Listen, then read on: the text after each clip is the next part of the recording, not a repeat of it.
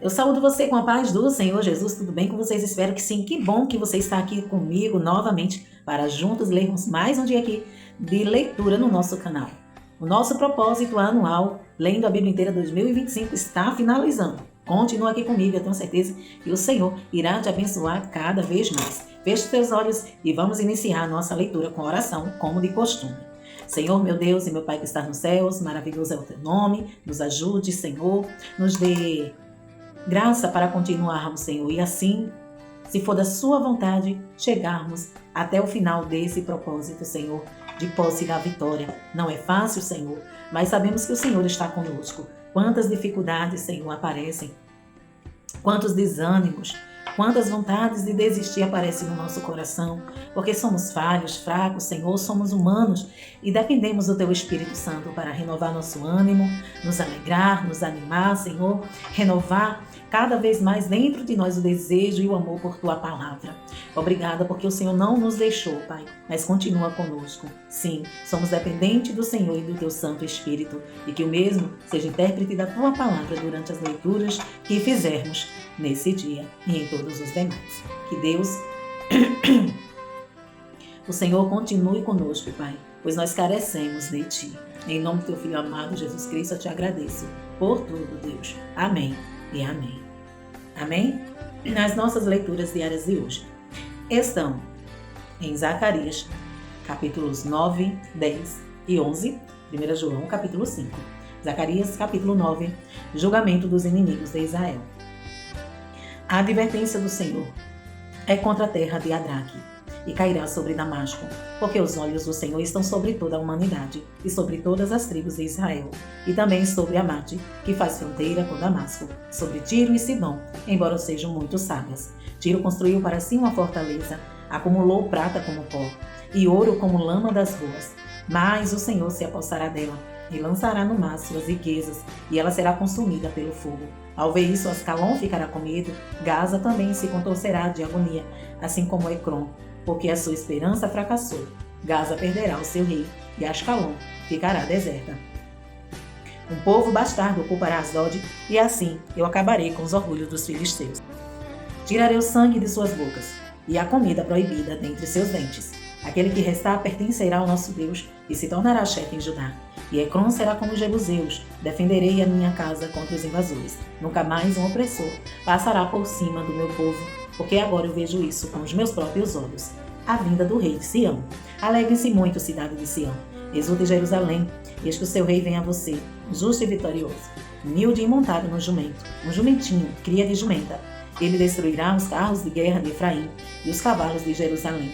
E os arcos de batalha serão quebrados. Ele proclamará paz às nações e dominará de um mar a outro, e do Eufrates até os confins da terra.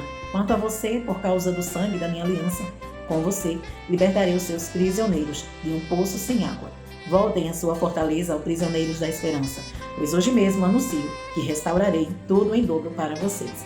Quando eu curvar Judá como se curva um arco e usar Efraim como flecha, levantarei os filhos de Sião contra os filhos da Grécia e farei Sião semelhante à espada de um guerreiro, o aparecimento do Senhor.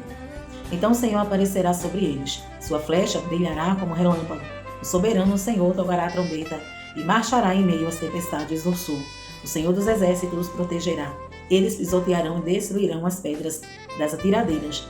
Eles beberão o sangue do inimigo como se fosse vinho. Estarão cheios como uma bacia, usada para aspergir água nos cantos do altar.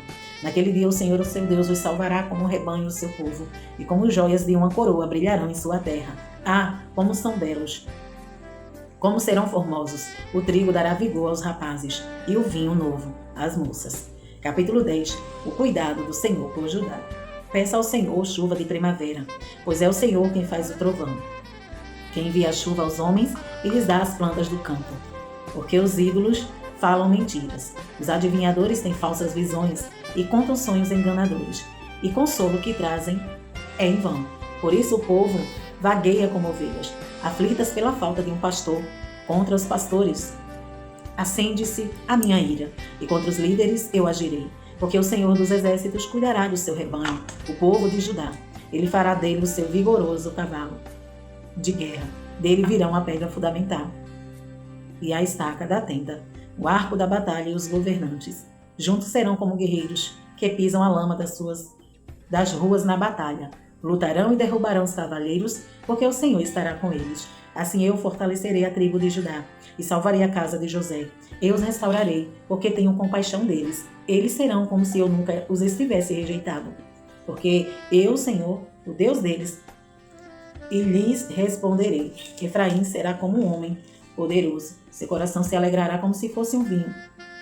Seus filhos o verão e se alegrarão. Seus corações exultarão no Senhor. Assobiarei para eles e os ajuntarei, pois eu já os resgatei. Serão numerosos como antes. Embora eu os espalhe por entre os povos das terras distantes, eles se lembrarão de mim, criarão seus filhos e voltarão. Eu os farei retornar do Egito, e os ajuntarei de volta da Assíria, e os levarei para as terras de Gileade e do Líbano, e mesmo assim não haverá espaço suficiente para eles. Vencerei o mar da aflição, ferirei o mar revoltoso, e as profundezas do Nilo se secarão. O orgulho da Assíria será abatido, e o poder do Egito será derrubado. Eu os fortalecerei no Senhor, e em meu nome marcharão, diz o Senhor. Capítulo 11. Abra suas portas, ó Líbano, para que o fogo devore seus cedros.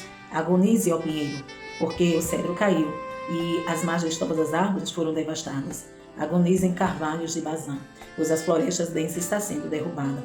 Ouça o gemido dos pastores, os seus formosos pastos foram devastados. Ouça o rugido dos leões, pois a rica floresta do Jordão foi destruída. 2 pastores.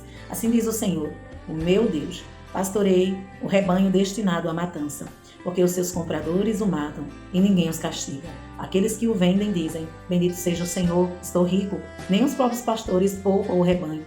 Por isso não pouparam mais os habitantes dessa terra, diz o Senhor. Entregarei cada um ao seu próximo e ao seu rei. Eles acabarão com a terra, e eu não livrarei ninguém das suas mãos. Eu me tornei pastor do rebanho destinado à matança, os oprimidos do rebanho. Então peguei 2 varas e chamei a uma favor e a outra união, e com elas pastoreei o rebanho. Em um só mês, eu me livrei dos 3 pastores, porque eu me cansei deles e o rebanho me detestava. Então eu disse: não serei o pastor de vocês. Morram a que está morrendo, pereçam os que estão perecendo, e as que sobrarem comam a carne umas das outras. Então peguei a vara chamada a favor e a quebrei, cancelando a aliança que tinha feito com todas as nações. Foi cancelada naquele dia. E assim os aflitos do rebanho, que estavam me olhando, entenderam que essa palavra era do Senhor. Eu lhes disse: se acharem melhor assim, paguem. Se não, não me paguem. Então eles me pagaram 30 moedas de prata. E o Senhor me disse: lance isso ao oleiro, o ótimo preço pelo qual me avaliaram. Por isso tomei as 30 moedas de prata e as tirei no templo do Senhor para o oleiro. Depois disso, quebrei minha segunda vara chamada união, rompendo a relação de irmãos entre Judá e Israel.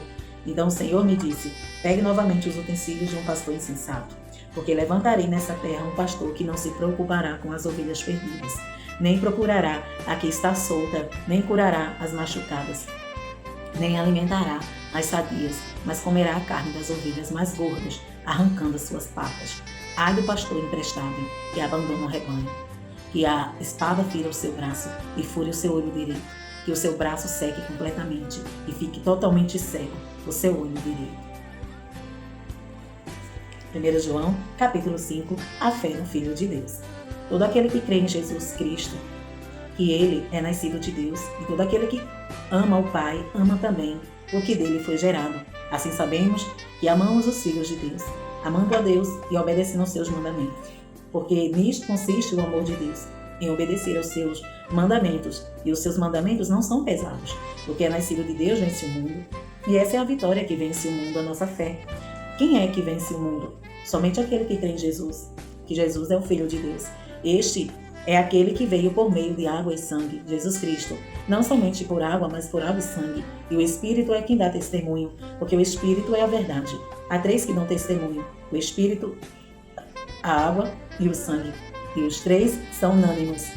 Nós aceitamos o testemunho dos homens, mas o testemunho de Deus tem maior valor, pois é o testemunho de Deus que ele dá acerca de seu Filho. Quem crê no Filho de Deus tem em si mesmo esse testemunho. Quem não crê em Deus o faz mentiroso, porque não crê no testemunho que Deus dá acerca de seu Filho.